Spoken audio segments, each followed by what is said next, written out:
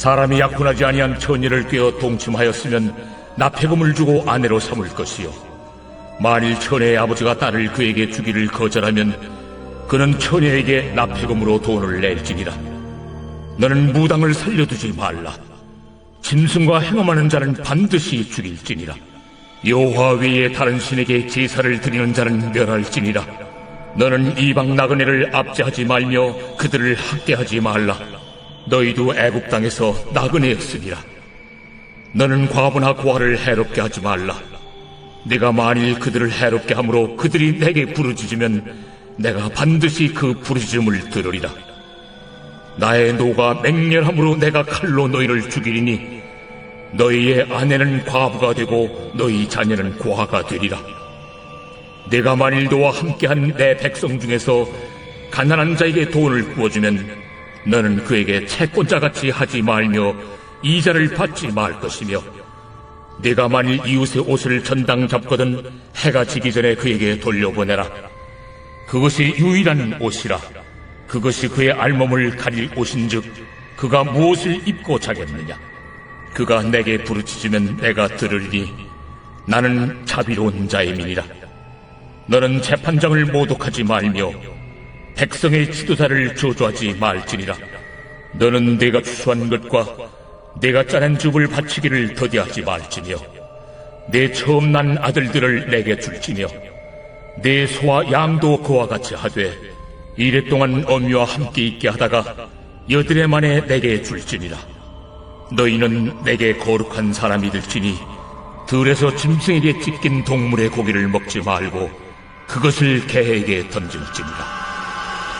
샬롬, 다시 시작하는 아침 시간입니다. 계속해서 출애굽기 본문 말씀으로 우리가 은혜를 받고 있고요. 또 이스라엘이 공정하고 정의로운 언약 공동체로 확립되기 위한 언약법이 계속 이어지고 있습니다. 오늘 본문은 종교, 사회, 도덕 분야의 다양한 문제들을 다루고 있죠. 하나님께서 제시해 주신 규례에는 다음과 같은 교훈들이 깃들여 있습니다. 첫 번째로, 하나님 나라의 백성은 세상과는 구별되게 살아가야 한다는 것이죠. 특히 시대가 갈수록 성문화가 개방되어 가는데 우리는 성경적 가이드라인을 잘 지켜야 합니다. 그것이 개인, 가정, 공동체가 사는 길이고 가장 행복한 길이죠. 16에서 17절은 이렇게 말씀하세요. 사람이 약혼하지 아니한 처녀를 꿰어 동침하였으면 납폐금을 주고 아내로 삼을 것이요, 만일 처녀의 아버지가 딸을 그에게 주기를 거절하면 그는 처녀에게 납폐금으로 돈을 낼지니라. 오늘날 부부관계 안에서만의 성적 연합 등에 대한 그러한 권고를 하면 시대에 뒤떨어지는 것처럼 그렇게 쳐다보기도 하죠. 하지만 하나님께서 제시하신 규례를 통해 무책임한 성적 연합을 금지한다는 사실을 오늘 본문은 분명하게 명시하고 있습니다. 그냥 가볍게 사귀고 가볍게 관계를 맺고 이런 게 안 된다는 것이죠. 혹시 혼인 전에 이렇게 처녀를 범했으면 그 처녀를 책임져야 되고, 그 처녀의 아버지가 그것을 허락하지 않으면은 반드시 그런 보상에 대한 그러한 납폐금을 줘야 된다. 이것은 이 책임감 있는 그러한 모습이 있어야 된다. 아무렇게나 혼인관계 외에 이런 성적 연합을 해서는 안 된다. 이런 것을 분명하게 말씀하고 있다는 것입니다. 19절도 함께 읽어볼까요? 19절에는 짐승과 행음하는 자는 반드시 죽일지니라.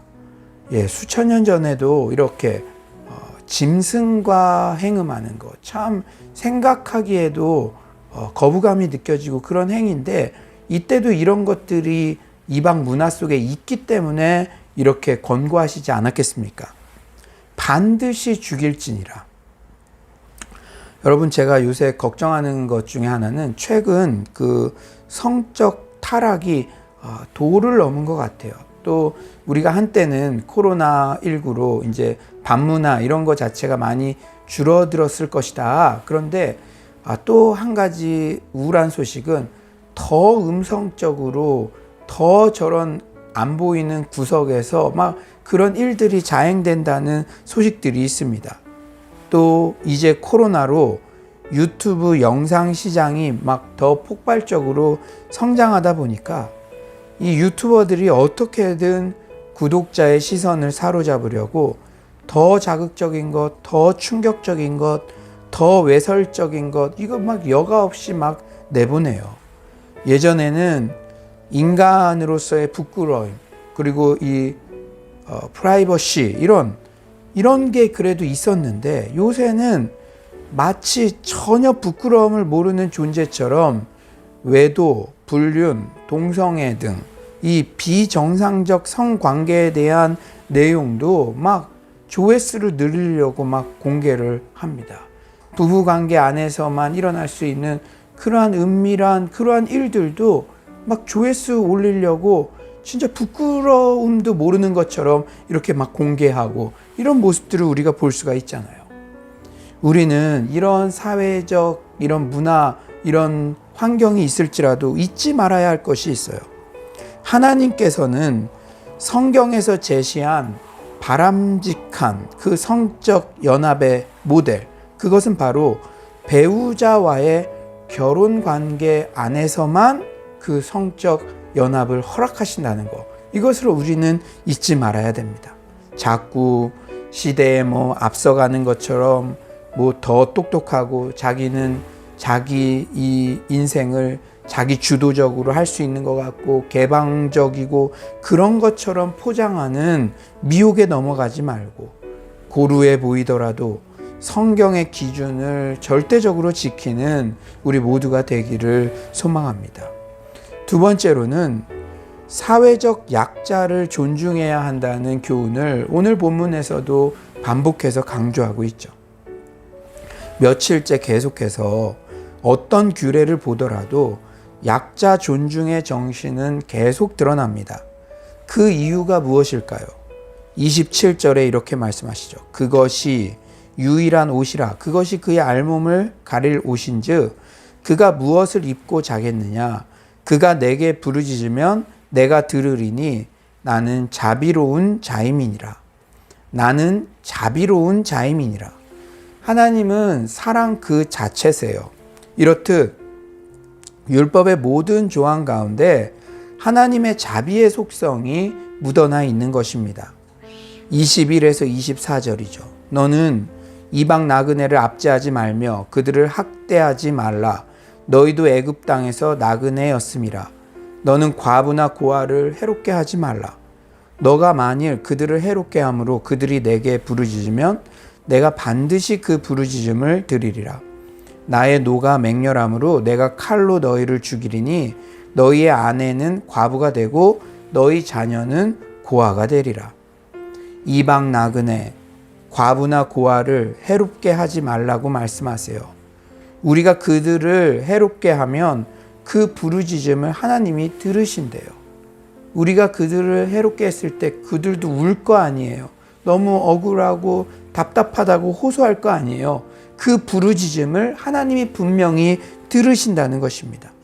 그리고 하나님께서 반드시 우리를 징계하셔서 똑같이 과부 입장이 되게 하시고 우리의 자녀들은 똑같이 고아 입장이 되게 하신다고 그렇게 말씀하세요. 여러분, 이게 진짜 하나님의 말씀입니다. 진짜 이런 일이 일어난다면 얼마나 무섭겠습니까? 우리가 두려움으로 이런 말씀들을 접해야 되죠. 그런데 하나님께서 이런 규정을 주신 그 마음은 진짜 그렇게 징계하고야 말겠다라는 마음보다는 정말 나그네, 과부, 고아 같은 사회적 약자들을 무시하지 말고 잘 배려해야 한다는 그런 강조점, 그런 하나님의 마음이 담겨져 있는 거예요.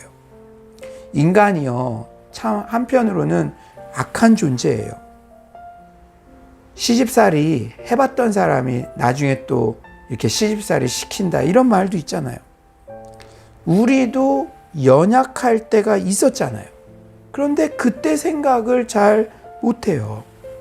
제가 예전에 중국 유학생을 섬겼던 적이 있었는데 이 친구가 아파트에 이렇게 전단지를 돌릴 때 경비 아저씨가 막 그 친구에게요 욕설을 막 퍼붓고 진짜 폭력을 행사하더라고요.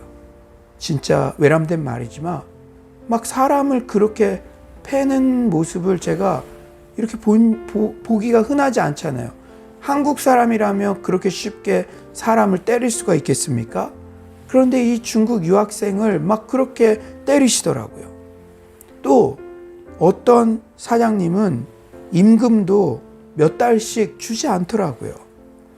그때 제가 그 중국 유학생에게 한국인으로서 대신 미안하다고 사과했습니다. 사실 우리나라 선조들도 독일 광부 생활, 중동 건설 현장 생활 등 어려운 시절이 분명히 있었잖아요. 인종차별과 후진국의 서름으로 눈물도 많이 흘려봤습니다. 이제 좀 잘 살게 되었다고, 내가 사장의 입장이라고 외국인 근로자, 과부, 고아 등 사회적 약자들을 무시하는 행위는 절대 없어야 합니다. 세 번째로, 공경할 분을 정당하게 공경해야 한다는 교훈을 우리에게 알려주시죠. 28에서 29절입니다. 너는 재판장을 모독하지 말며 백성의 지도자를 저주하지 말지니라. 너는 너가 추수한 것과 너가 지낸 줍을 바치기를 더디하지 말지며 내 처음 난 아들들을 내게 줄지며. 하나님의 규례에는 권위 존중에 대한 정신이 반영되어 있어요. 재판장 그리고 백성의 지도자를 존중해야 하는 이유는 모든 권위는 하나님께서 부여해 주시기 때문입니다. 또한 하나님께서 모든 주권으로 천지 만물을 주관하시고 우리의 삶의 주인 되심을 인정한다면 하나님께 드리는 정직한 예물을 온전히 준비해야 한다는 것이죠. 우리의 물질이 있는 곳에 마음도 있습니다. 하나님을 경외하는 마음이 있다면 그에 합당한 이 과부의 두렙돈 같은 정직한 11조와 헌물을 드리는 것이 기본 중에 기본이라는 것을 하나님께서는 이 규례를 통해서도 우리에게 이렇게 말씀해 주고 있는 것이죠. 이제 말씀을 정리하겠습니다. 오늘도 율법 세부 조항들을 통해서 큰 은혜를 받게 됩니다. 여러분, 세 가지 교훈을 잊지 맙시다. 첫째로, 우리는 세상과는 다르게 특히 성문화에 있어서 하나님께서 우리의 진정한 행복을 위해 제시하신 가이드라인들을 잘 지키기 바랍니다. 하나님께서 제시하신 가이드라인이 무엇입니까? 성적 연합은 한 배우자, 그 결혼 관계 안에서만 허락된 것입니다. 사랑의 본질은 무엇입니까? 오래 참는 것이에요. 상대방을 진정으로 사랑한다면 결혼하기 전에 참을 수 있어 준다는 것. 참는 그 사랑이 더 진정한 사랑이라는 것을 잊지 마시기를 바랍니다. 두 번째로, 사랑 자체이신 하나님을 본받아 우리 주변에 있는 사회적 약자들을 배려하고 돕는 데 힘씁시다. 너희도 애굽에서 종살이를 하지 않았느냐? 너희가 가나안 땅에 그리고 출애굽했다고 해서 그 약자들을 함부로 대해서는 안 된다. 우리가 가장 힘들었던 때, 연약했던 때를 잊지 마시고 우리보다 더 힘든 그러한 사람들을 배려하는 우리 모두가 되시기를 소망합니다. 마지막으로, 우리의 진정한 경배를 받으실 하나님의 권위를 존중하며 마땅한 예물을 하나님께 드리는 서울로의 모든 성도님들 되시기를 간절히 축원합니다. 아멘. 이 시간에 한번 기도하도록 하겠습니다. 사랑의 주님, 오늘 이 아침에도 우리에게 꼭 필요한 말씀을 주심에 감사드립니다. 율법의 세부 조항들을 보면 볼수록 큰 은혜를 주시고 우리의 행복을 위해서 이런 가이드라인을 정해주셨다는 것을 바라보게 됩니다. 주님, 우리가 세상의 가치관과는 다른 기준으로 살아가게 하여 주시옵소서. 특히 성문화가 개방되고 정말 말하기도 부끄러울 정도의 많은 그러한 음란한 일들이 행해지고 있습니다. 주님께서는 우리에게 결혼 관계 안에서만 그 성적 연합을 허락하셨다는 것, 그것이 진정한 성적인 연합의 기쁨과 그 행복을 누리게 하시기 위한 하나님의 선물이라는 것을 잊지 않도록 주님 도와주시옵소서. 또한 우리가 나그네였던 때, 가장 힘들었던 때, 그리고 우리나라 특히 국력이 약했던 때, 그때를 기억하며 이 땅에 있는 이주민 노동자들과 또 연약한 그런 사회적 취약계층들에게 사랑하며 배려하는 마음들이 넘쳐나게 하여 주시옵소서. 또한 우리가 공경할 분을 바르게 공경하기를 원합니다. 지금까지 지켜주신 은혜를 감사하며 우리가 가장 처음 것으로, 가장 귀한 것으로 주님께 예물을 드리며 우리의 삶 자체를 진정한 예물로 올려드리는 그러한 하나님의 사람들 되게 하여 주시옵소서. 주님께서 오늘도 큰 은혜 주신 감사드리며 예수님의 이름으로 기도드립니다. 아멘. 이 시간에 오늘 말씀을 생각하면서 이렇게 기준을 잡아주는 말씀들이 있다는 것이 우리에게 얼마나 큰 기쁨인지 모릅니다. 주님, 정말 특히 우리 다음 세대들 정말 바른 성문화, 그리고 하나님께서 주신 그 가이드라인을 잘 지키는 그런 거룩한 세대로 쓰임받게 해달라고 기도해 주시고, 여러분의 자녀들을 위해서도 기도해 주시고, 또 우리 가정이, 우리 교회가 또 연약한 자들에게 도움의 손길을 내미는 그러한 사람들 되게 해달라고, 하나님께 온전한 영광을 돌리는 우리 자신들이 되게 해달라고 이 시간에 주여 한번 부르짖고 기도하신 후에 자유롭게 돌아가겠습니다.